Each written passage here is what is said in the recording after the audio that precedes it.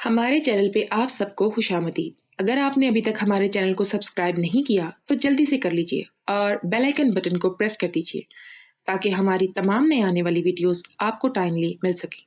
آج جو کہانی میں آپ کو سنانے جا رہی ہوں وہ مجھے میری دوست نمرا نے بہت پہلے ایک بار سنائی تھی، اس کی زبانی آپ تک پہنچا رہی ہوں جو کہ حرف پہ حرف سچ ہے۔ اور اس کہانی کے دونوں کردار نمرا اور مائرہ سے میری اکثر ملاقات ہوتی رہتی ہے۔ مائرہ کا گھر میری امی کے محلے میں تھا۔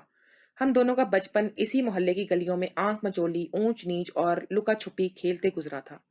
وہ اپنے والدین کی اکلوتی اور لاڈلی بیٹی تھی اور دو بھائیوں کی اکلوتی بہن تھی جس کی شاید ہی کوئی خواہش یا بات ماں باپ نے رد کی ہو۔ وہ میرے ساتھ ہی اسکول آتی جاتی تھی۔ ہمارے گھر سے کچھ فاصلے پر ریاض منیر صاحب کا گھر تھا جو کہ سول انجینئر تھے۔ ان کا مائرہ کے گھر بہت آنا جانا تھا۔ وہ کوئی 45 برس کے ہوں گے۔ ان کا بڑا بھائی لاہور میں تھا اور وہ اپنی فیملی اور بچوں کے ساتھ اکثر ریاض منیر کے گھر رہنے آتے تھے کیونکہ بھائیوں کا آپس میں بہت پیار اور سلوک تھا۔ ریاض منیر کے بڑے بھائی شعیب منیر کا لاہور میں بہت بڑا کاروبار تھا۔ پیسے کی فراوانی تھی۔ شعیب منیر کے بڑے بیٹے نعمان سے مائرہ کی ملاقات ریاض منیر کے گھر میں ہوئی۔ دونوں ایک دوسرے کو اچھے لگے اور نہ جانے کب یہ پسند محبت میں بدل گئی اور بات شادی تک آ گئی۔ اس وقت مائرہ کی عمر صرف 16 سال تھی جبکہ نعمان کی عمر 27 سال ہو گئی تھی۔ وہ ایف اے کر چکا تھا اور باپ کے ساتھ کاروبار میں شریک تھا۔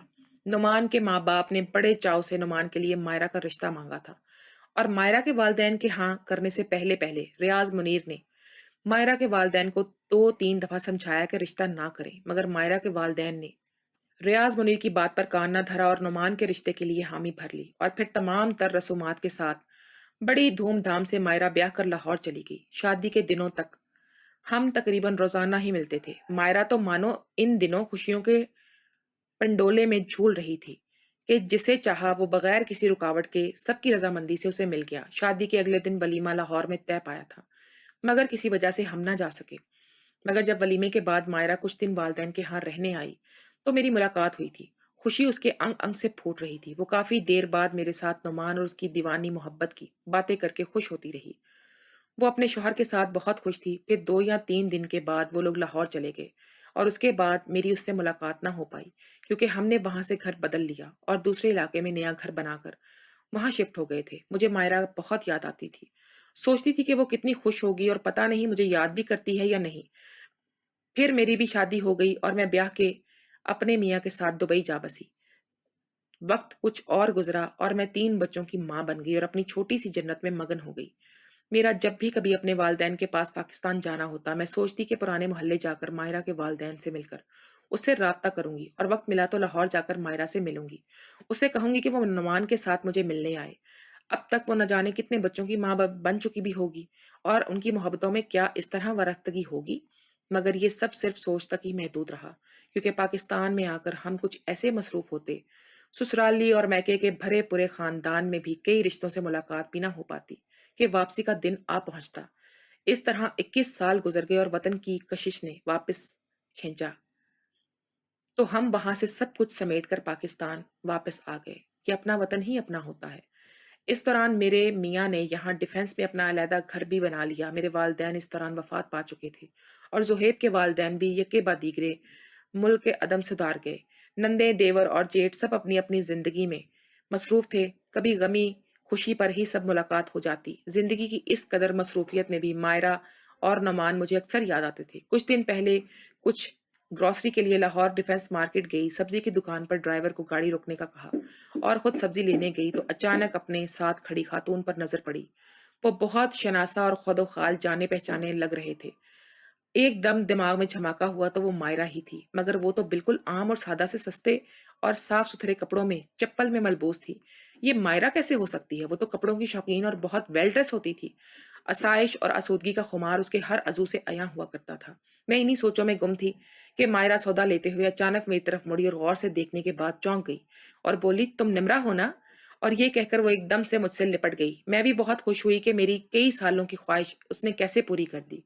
میں نے اس سے بے صبری سے پوچھا تھا، تم کہاں ہوتی ہو؟ نعمان کیسا ہے؟ اس کے اور تمہارے گھر والے کیسے ہیں؟ لاہور میں کیا کر رہی ہو؟ کتنے بچے ہیں؟ میرے ڈھیر سارے سوالوں پر اس نے میری طرف دیکھا اور اس کی آنکھیں پانیوں سے بھری ہوئی تھی۔ کہنے لگی، یار اتنے سوالوں کے جواب ایک دم سے کیسے دوں؟ آرام سے بیٹھ کر تمہیں ان پچھلے سالوں کے بارے میں بتاؤں گی اور سناؤں گی۔ میں نے کہا کہ تم گھر فون کر دو، میرے ساتھ چلو، میرا گھر قریب ہے، میرا ڈرائیور تمہیں واپس گھر پہنچا دے گا۔ وہ تیار ہو گئی۔ میں نے اپنا موبائل اس کی طرف بڑھایا کہ گھر اطلاع کر دو۔ وہ کہنے لگی اس کی ضرورت نہیں ہے۔ اس بات پر میں حیران تو ہوئی مگر کچھ نہ بولی۔ ہم گھر آئے تو سکینہ میری ملازمہ کھانا میز پر لگا چکی تھی۔ میں نے کہا وہ کھانا کھا لیں، پھر بیٹھ کر آرام سے باتیں کریں گے۔ وہ میری طرف دیکھنے لگی کہ بس ہم دونوں ہی ہیں، باقی گھر والے کہاں ہیں؟ میں نے اسے مختصر بتایا کہ میرے میاں زہیب کسی کام سے کراچی گئے ہوئے ہیں، پرسوں شام کی فلائٹ سے واپسی ہوگی۔ بڑا بیٹا ملٹی نیشنل کمپنی میں نوکری کرتا ہے اور شادی شدہ ہے۔ میرے بیٹے روہیل کی بیوی ڈاکٹر ہے اور وہ دونوں ہی دبئی میں سیٹ ہیں۔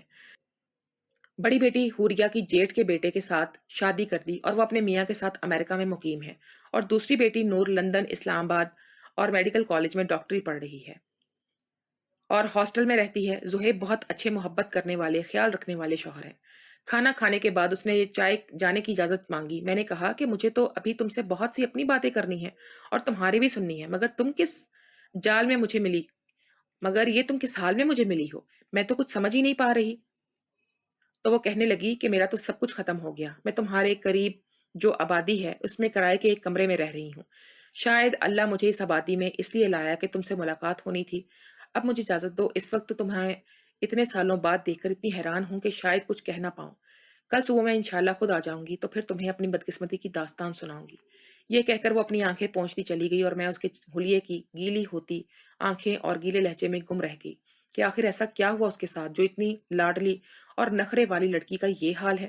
اگلے دن میں ناشتے سے فارغ بھی ہوئی نہیں تھی کہ ڈور بیل بجی۔ چوکیدار نے بتایا کہ کل جو خاتون آپ کے ساتھ آئی تھی وہ آئی ہیں، تو میں کل اس کے لیے بے چین تھی، سو فوراً گیٹ پر جا کر اسے ساتھ لے آئی اور اسے کہا کہ تم ناشتہ کر لو، پھر آرام سے بیٹھ کر باتیں کریں گے۔ ناشتے سے فارغ ہو کر میں نے سکینہ کو کہا کہ ہمیں کوئی تنگ نہ کرے اور سارے کام خود دیکھ لے، کھانے کے لیے بھی میں نہ بلائے جب تک میں نہ کہوں۔ اور نسرین کو ہدایت دینے کے بعد میں مائرہ کو لے کر اپنے بیڈ روم میں آ گئی اور کہا کہ اب آرام سے بیٹھو اور مجھے سب کچھ بتاؤ۔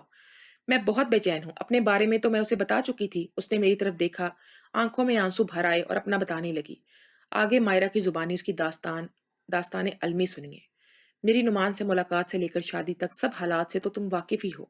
جب میری شادی کو 2-3 دن بعد ملتان میں تمہاری اور میری ملاقات ہوئی تھی تو اس وقت تک میں خود کو دنیا کی خوش قسمت ترین لڑکی سمجھتی تھی کہ میں نے جس شخص کو پہلی دفعہ دیکھ کر پسند کیا اور پہلی نظر میں محبت کر بیٹھی، اس نے بھی مجھے پہلی نظر میں دیکھ کر محبت کی اور چند ماہ میں اپنے والدین کی رضامندی سے مجھے بیاہ کر اپنے گھر لے گیا اور سب نے وہاں بھی محبت بھرا استقبال کیا۔ مجھے اور کیا چاہیے تھا؟ میں اللہ کی بہت شکر گزار تھی۔ میرے والدین بھی بہت خوش اور مطمئن ہو گئے تھے کہ ہماری اکلوتی بیٹی بہت قدردان اور محبت کرنے والے لوگوں میں بیاہی گئی ہے، جو مالی طور پر بھی بہت آسودہ ہیں۔ مگر میں اور میرے والدین یہ نہیں جانتے تھے کہ میری خوش قسمتی نہیں بلکہ بدقسمتی کے دروازے کھل رہے ہیں۔ تم سے شادی کے بعد ملاقات ہوئی اور اگلے دن میں لاہور واپس چلی گئی تھی۔ وہاں پہنچنے کے 2 دن بعد ہی مجھ پر یہ واضح ہو گیا کہ میں نے جس بات میں اندھی ہو کر نعمان کی ظاہری شکل و صورت سے متاثر ہو کر در حقیقت دوزخ میں چھلانگ لگا دی ہے۔ نعمان کا 3 منزلہ گھر کافی بڑا تھا اور شادی سے پہلے گھریلو کام کاج کے لیے ملازم تھے۔ 2 عورتیں اور ایک لڑکا باہر سے سودا سلف لانے کے لیے موجود تھا۔ گھر میں بھی کھلا خرچہ ہوتا تھا، اس لحاظ سے کوئی کمی نظر نہیں آتی تھی۔ مگر ہانڈی میری ساس خود ہی پکاتی تھی، مسالہ روزانہ ملازمہ سل بٹے سے تازہ پیستی تھی۔ میری ساس کو بس سبزی گوشت صاف کر کے دینا ہوتا تھا اور سالن خود بناتی اور روٹی ملازمہ پکاتی۔ میں نے محسوس کیا کہ میری ساس نے تو مجھے 1 منٹ کے لیے بھی کسی کے پاس تنہا نہیں چھوڑا تھا، اور نعمان بھی مجھ سے برابر کروا دیا گیا تھا کہ تم میری ماں جو کہے گی وہی کرنا اور مجھ سے کبھی بھی میری ماں یا بہن بھائیوں کی کوئی شکایت نہیں کرنی، ورنہ اچھا نہیں ہوگا۔ مجھے 2-3 دن کی بیاہی کو یہ بات عجیب سی لگی۔ میرے والدین تو پہلے ہی مجھے اچھی طرح سمجھا چکے تھے کہ بیٹی اب وہی تمہارا گھر اور ان کے والدین ہی تمہارے والدین ہیں، ان سے کبھی اونچی آواز میں بات بھی نہ کرنا، ان کی جتنی خدمت کرو گی تمہیں اتنی خوشیاں دے گا۔ اس کے بہن بھائیوں سے محبت کرنا، تمہاری عمر چھوٹی ہے اس لیے تمہیں یہ سب باتیں اچھی طرح سمجھ لینی چاہیے۔ میں تو ان کی پیار بھری محبتوں نصیحتوں کو پلو سے باندھ کر سسرال رخصت ہوئی تھی، مگر مجھے تو 2-3 دن بعد پتہ چل گیا کہ یہ محبت کا چشمہ تو صحرا اور سراب ہے۔ میری ساس نے 1 ہفتے بعد ہی مجھے گھر کے کام کرنے والیوں کی چھٹی کروا دی، سب کام میرے ذمہ لگا دیے۔ میرے والدین کی اتنی لاڈلی تھی میں کہ میرے بنے الگ سے ملازمہ رکھی ہوئی تھی جو میرے اسکول یونیفارم اور کپڑے دھوتی، استری کرتی، جوتے پالش کرتی۔ یہ سب کام اس کی ذمہ داری تھے، مگر یہ نہیں کہ میں خود سر تھی۔ میری ماں نے ہر لحاظ سے میری تربیت کی تھی۔ ابا نے کہا کہ اسے گھر کے کام کاج کی بھی تربیت دو، تو امی نے مجھے پیار کرتے ہوئے کہنا تھا کہ میٹرک کی امتحان دے دے تو اسے فارغ وقت میں کھانا پکانا سکھا دوں گی۔ میری بیٹی بہت ذہین اور سمجھدار ہے، انشاءاللہ بہت جلد سیکھ لے گی۔ مگر اس کی تو بہت نوبت ہی نہیں آئی اور فوراً شادی ہو گئی۔ وہاں اب سب کام میرے ذمے لگے تو میں نے ساس سے کہا کہ میں جلدی سے سب سیکھ لوں گی، مگر وہاں تو سب جو ہمیں نظر آئے ان کی فطرت اندر سے بالکل الٹ تھی۔ مجھے کام میں دیر ہو جاتی تو ساس گالم گلوچ کر دی شروع۔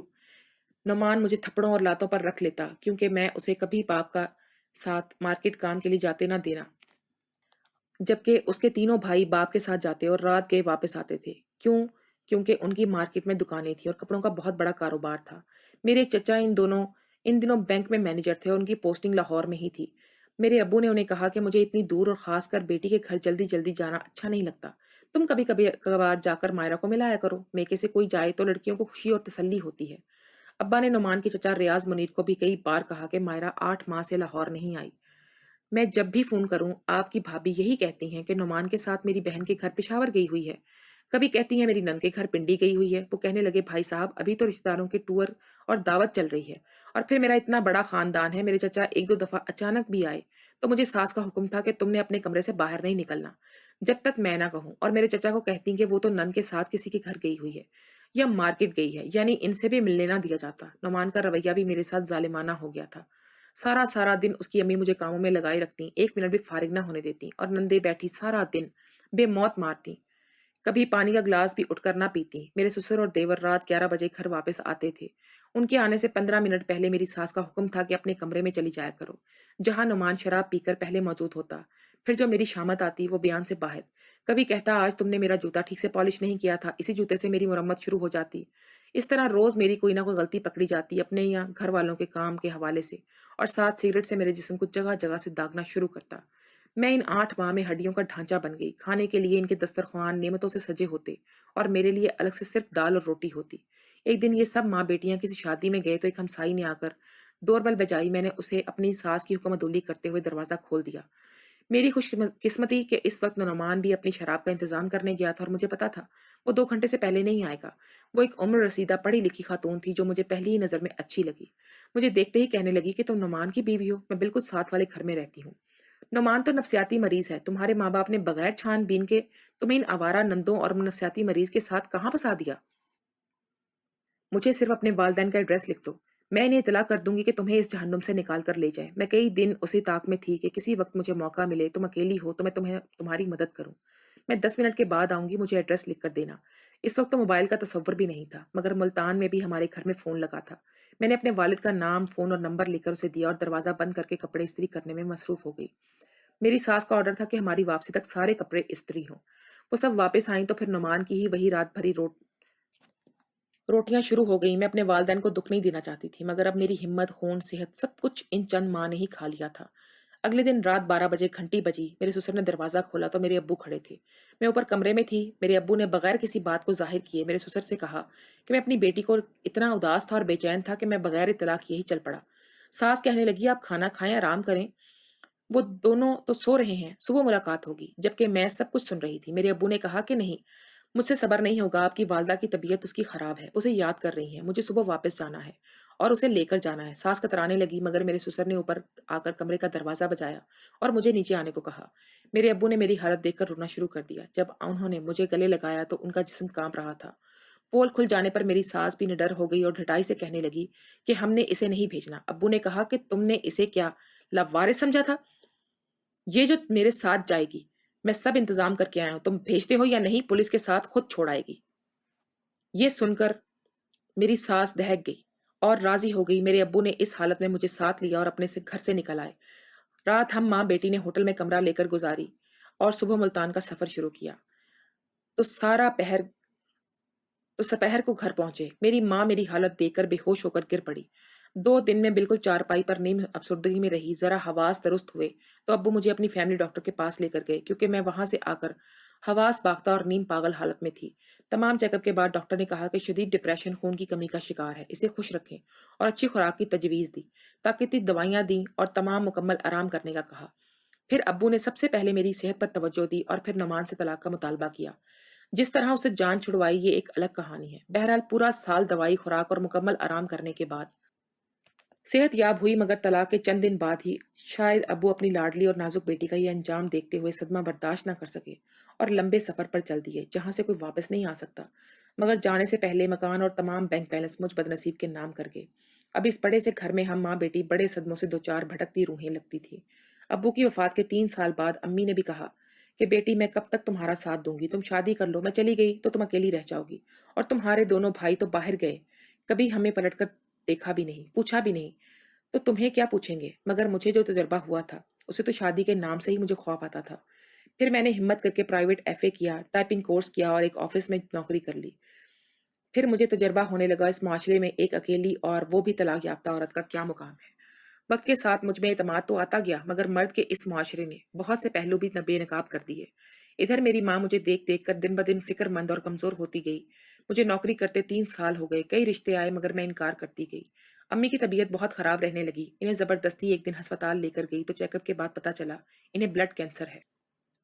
मेरी माँ भी लाडली बेटी का दुख बर्दाश्त न कर पाई थी। इनके इलाज के दौरान मेरे चाचू हमारे घर आए और मेरे लिए अपने पुराने हमसाए के खानदान में से एक रिश्ता लाए थे। इस लड़के का आगे पीछे कोई नहीं था। चाचू ने बताया कि लड़का मेरे ही ऑफिस में काम करता है, नेक और शरीफ है। तो मैं इसके लिए अपनी भतीजी के लिए आपसे बात करने आया हूँ। इनके जाने के बाद मेरी माँ ने रो रो कर मेरे आगे हाथ जोड़ने शुरू कर दिए कि मेरे बाद अकेली क्या करोगी, मुझ पर मर कर भी चैन नहीं आएगा, अब तो तुम्हारा बाप ही नहीं रहा कि मुझे थोड़ी तसल्ली हो। माँ की हालत देखकर मैंने हाँ कर दी, क्योंकि मेरा दिल नहीं मान रहा था कि लड़का कवारा, बिल्कुल मेरा हम उम्र और मैं तलाक याफ्ता। मगर माँ ने मुझे मनवा लिया। माँ कहने लगी, बैंक बैलेंस तो मेरे इलाज पर खर्च हो गया, घर तुम्हारे नाम है और तुम्हारी मेरी बीमारी और अकेलेपन की वजह से लड़का, जिसका नाम अदील है, हमारे साथ ही रहने को तैयार है, क्योंकि वो किराए के घर में रहता है। इस तरह मैं फिर से निकाह के बंधन में बंध गई। माँ भी शायद इसी इंतजार में थी, जभी तो मेरे निकाह के अगले ही हफ्ते अब्बू के पहलू में जा सोई। अदील मुझे इतना अच्छा और मुखलिस लगा था। माँ की वफात के बाद चाचू ने मेरा घर बेचकर और थोड़ी जो बहुत जमा पूंजी थी वो मिलाकर मुझे लाहौर में बड़ा सा घर खरीद दिया और मैं फिर से लाहौर आ गई। मेरी नौकरी भी लाहौर में हो गई। अदील रोज सुबह मुझे दफ्तर छोड़ता और फिर अपने दफ्तर चला जाता। वापसी पर वो मुझे लेता हुआ आता। हमें एक दूसरे से कोई शिकायत ना थी। 1 साल हमने इसी रूटीन में गुजारा। एक दिन अदील कहने लगा कि हम इतने बड़े घर का क्या करेंगे, मैंने एक छोटा सा अपार्टमेंट देखा है, तुम भी उसे पसंद कर लो तो हम दोनों ऑफिस के पास ही ये घर है, बेचकर खरीद लेते हैं। वो बाकी जो पैसे बचेंगे वो बैंक में रखवा देंगे, कल को हमारी फैमिली में इजाफा हुआ तो काम आएंगे। जबकि मैंने दिल को भी कभी बच्चे की ख्वाहिश महसूस करते ना देखा था, और मैं समझती थी कि अभी अरसा ही कितना हुआ है, मुझे क्या इतराज हो सकता था। ये घर हमारी जरूरत से ज्यादा बड़ा था और इसे साफ सुथरा करना भी बड़ा मुश्किल था। कहने लगा कि तुम इसकी रजिस्ट्री दो, मैं सारा प्रोजेक्ट मुकम्मल करके अपार्टमेंट की रजिस्ट्री के वक्त तुम्हें ले जाऊंगा। कचहरी में ये कि तुम्हारा ही है, तो मैंने रजिस्ट्री उसके हवाले की। चंद दिन बाद मैंने पूछा कि कहने लगा, इसको बेचने और दूसरे की रजिस्ट्री में वक्त तो लगेगा। चंद दिन बाद कहने लगा कि इस घर का फाइनल हो गया है, आज 15 तारीख है, अगले माह को हम इसको कब्जा देना है। मगर अपार्टमेंट का कब्जा बस हमें 2 माह मिलेगा, इसकी रजिस्ट्री में इतना वक्त लग जाएगा। 1 माह के लिए मैंने दफ्तर के नजदीक किराए का एक कमरा लिया है, इसके बाद हम अपार्टमेंट में शिफ्ट हो जाएंगे। इस दौरान मैंने जिसके पास ये घर बेचा है, इसमें से 2 कमरों के सामान रखने की इजाजत ले ली है। ये घर 90 लाख में बिका है और वो अपार्टमेंट 40 लाख का होगा। फिर हम इसका कब्जा देकर किराए के कमरे में शिफ्ट हो गए। 15 दिन बाद अदिल मुझे दफ्तर से काम से हेड ऑफिस इस्लामाबाद 3 दिन का जाने कहकर गया, क्योंकि अक्सर पहले भी जाता था और ऐसा गया कि वापस नहीं आया। बाद में पता चला कि वो अपार्टमेंट मुझे सिर्फ दिखाया ही गया था, खरीदना कहाँ था। कि प्रॉपर्टी डीलर के जरिए मेरे घर की सारी रकम बटोर कर वो बैरून मुल्क जा चुका था। अब चाचू भी सिवाय अफसोस और माफी के और कुछ ना कर सके और गैर महसूस तरीके से किनारा कर गए कि कहीं मैं इनके घर जा ही ना बैठूं। चंद ही माह में मैंने इन किराए के कमरे में गुजारे। यहाँ मेरी नौकरी थी, तनख्वाह भी बहुत ज्यादा ना थी, मगर मुझे 3-4 माह में अंदाजा हो गया कि मैं तनहा लड़की, जिसका अल्लाह के सिवा कोई वारिस नहीं, यहाँ अकेले नहीं रह सकती। मैं इस सिलसिले में बहुत परेशान थी, क्योंकि मेरा तो अब ननियाल तदयाल भी कोई ऐसा रिश्तेदार ना था जो मेरा वारिस बनने को तैयार होता, और जो अम्मी अब्बू के दूर पार के थे वो भी लाहौर में ना थे। वैसे भी जवान लड़की को कौन अपने खावन या बेटों के वाले घर में रखता है। वो तो एक दिन सरकारी अस्पताल में बुखार खांसी की दवा लेने गई तो मेरी वहां एक उम्र रसीदा खातून से मुलाकात हुई। वो मेरे साथ ही बारी के इंतजार में बैठी मरीजों की लंबी कतार को देख रही थी। मुझसे बातें करने लगी और पूछने लगी कि इतने तेज बुखार में अकेली क्यों आई हो बेटा, किसी बहन भाई को साथ लेकर आती। इनका इतना कहना था कि मेरा जद जवाब दे गया। मैंने कहा कि मैं अकेली हूँ, मेरा कोई नहीं है। उन्होंने मुझे दिलासा दिया। इतने में हमारा नंबर आ गया। हम दवा लेकर आगे पीछे बाहर निकले तो वो मेरा हाथ थामकर अस्पताल के अहाते में बैठ गई और मेरे बारे में पूछने लगी। मुझे एकदम वो अच्छी लगी और उन पर एतमाद करने को दिल चाहा, तो अपनी जिंदगी के सारे गुजरे हालात बता दिए। तब उन्होंने कहा कि हम मियाँ बीवी डिफेंस के पास कच्ची बस्ती में रहते हैं, बे औलाद है। मेरी अपनी बेटी होती तो इसका ऐसा नसीब मुझे ऐसे दुखी कर देता। اب تم بھی میری بیٹی ہو، تم ہمارے ساتھ رہو۔ میرے میاں میری بات کبھی رد نہیں کریں گے، تمہیں ایک اور ہمیں بوڑھے کو بھی ایک بیٹی کا سہارا ہو جائے گا۔ تم ابھی میرے ساتھ چلو۔ میں تو یہاں سے کسی ملنے والے گھر آئی تھی تو اس نے مجھے یہاں کسی کھانسی کی دوا لینے کا مشورہ دیا تو میں چلی آئی۔ شاید اللہ نے ہمیں ملوانا تھا۔ پھر میں ان کے ساتھ گئی تو ان کے میاں اور بھی خوش ہوئے۔ وہ اگلے دن ہی میرا مختصر سا سامان بھی اٹھا لائے، کیونکہ عدیل نے گھر کے سامان کے بھی پیسے بٹور لیے تھے۔ میں نے انہیں خالہ اور خالو کہنا شروع کر دیا، کیونکہ انہوں نے بھی سب کچھ اپنی بیوہ بہن کی بیٹی کو بتایا تھا کہ اب بہن بھی مر گئی ہے تو میں جوان کو اکیلا تو نہیں چھوڑ سکتی۔ وہ دونوں میرے لیے فرشتہ ثابت ہو گئے۔ مالی تنگی ہے، کیونکہ میری تھوڑی سی تنخواہ اور خالو کی معمولی سی پینشن میں تو دال روٹی ہی پوری ہو جاتی ہے، تو بہت ہے، مگر پھر بھی اکیلے رہنے سے بہتر ہے کہ میں ان کے ساتھ رہ رہی ہوں، اور ان کی خدمت کر کے مجھے سکون ملتا ہے، اور وہ دونوں بھی مجھے دل سے دعائیں دیتے ہیں۔ میرے میاں بھی مائرہ کو بہنوں کی طرح عزت و احترام دیتے ہیں، اور وہ بھی ان کا بہت احترام کرتی ہے۔